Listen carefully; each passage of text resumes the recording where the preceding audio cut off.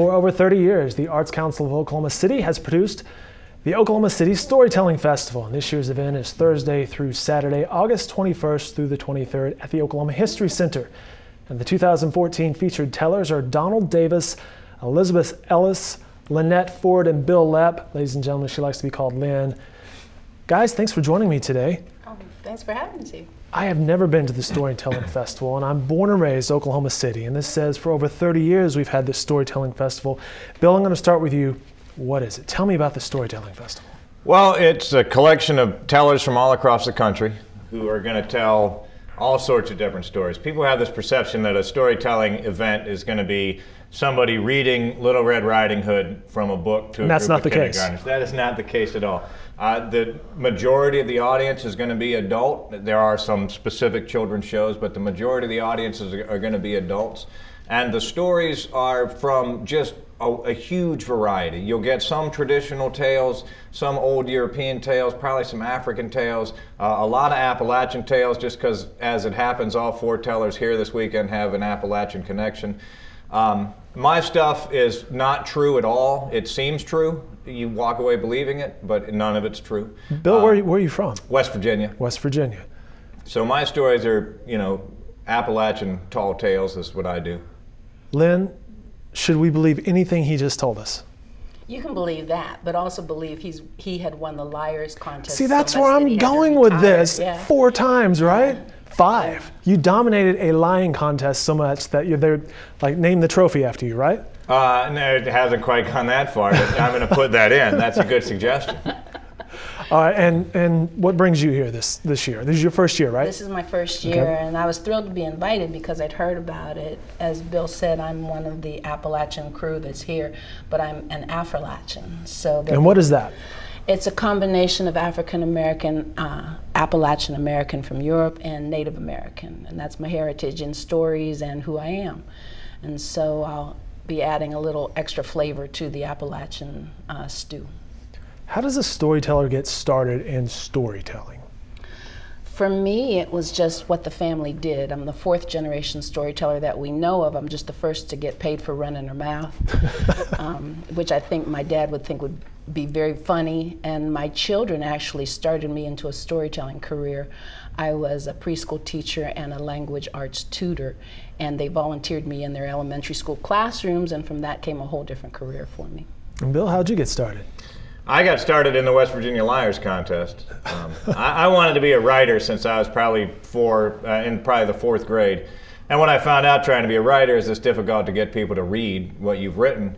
And as I watched the Liars contest for a few years, I thought, well, I could write something, stand up and tell it, and then people would have to listen unless they could run faster than I could.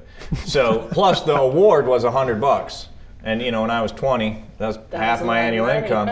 So I totally went into arts for the money. So you're like, hey, I could write something, doesn't have to be true, and there's $100 on the line. $100. This could work out well. Yeah, and then I did it in the contest for about 8 years before I realized that people did it, that there were actually full-time professional storytellers and storytelling festivals all around the country. And once I discovered that, I just thought, man, you know, that beats working. I should pursue that. I should tell you guys real fast that it's 3 nights this week, Thursday, Friday, Saturday night. We're talking to Lynn Ford and Bill Lepp. You can catch these guys 7 p.m. on Thursday night, 8 p.m. Friday and Saturday night, or at least those are the evening sessions. There are actual slots at $10 for each of those evening sessions.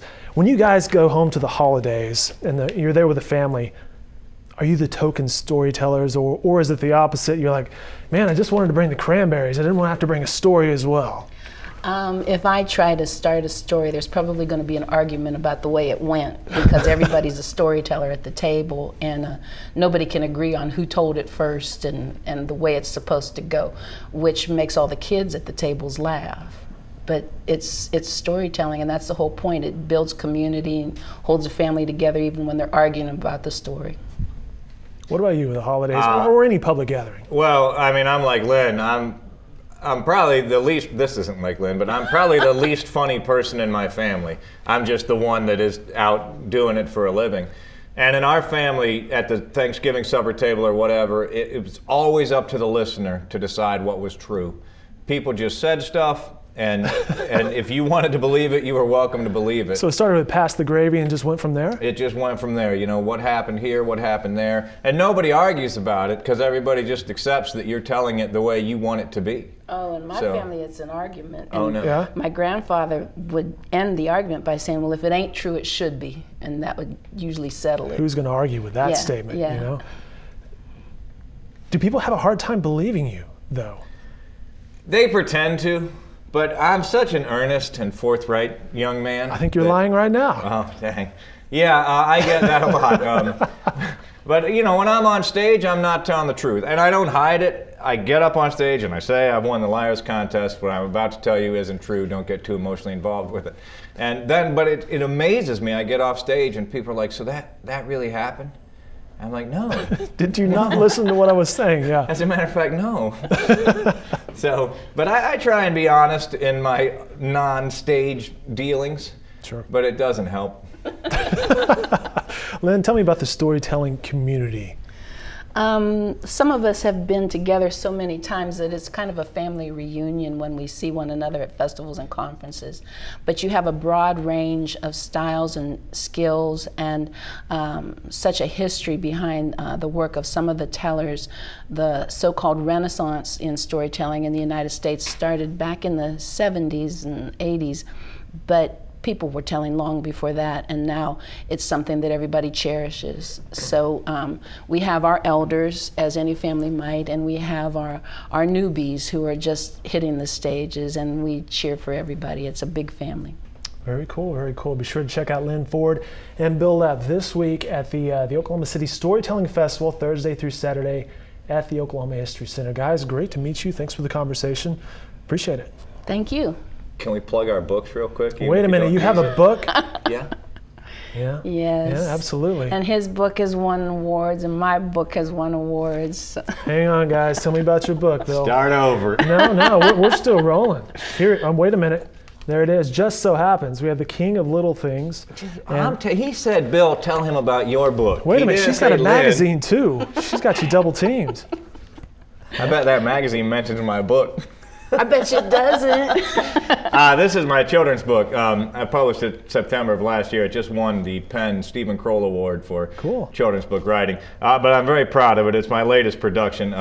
Like Lynn, you know, I have several books and a bunch of audio collections.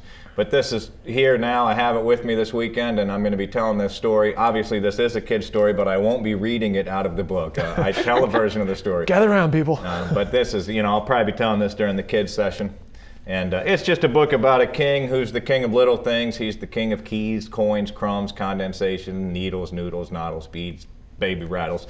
And then there's a bigger king who is greedy and wants to take over the world. And of course, the little king stands up to him and proves that it's the little things that matter most. There's always a big king somewhere. Always got to be somebody trying to take over the world, yeah. And Lynn, what you have there?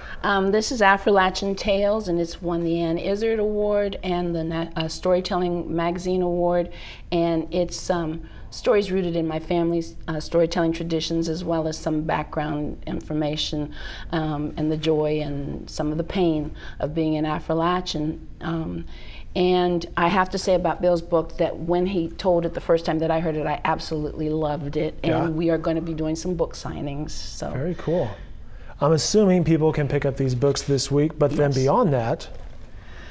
They're available. Mine is available from Parkhurst Brothers as well as on Amazon.com. Okay. And Bill? Mine's Amazon.com, Peachtree Publishers, my website. Okay. It's available, yeah. There you have it. Not only can you catch these guys live, you can read their stories beyond this weekend. Once again, Thursday through Saturday at the Oklahoma History Center. It's the Oklahoma City Storytelling Festival. I told you guys this once already, but thank you for coming in and the conversation. Thanks for having us. Thank you. Absolutely.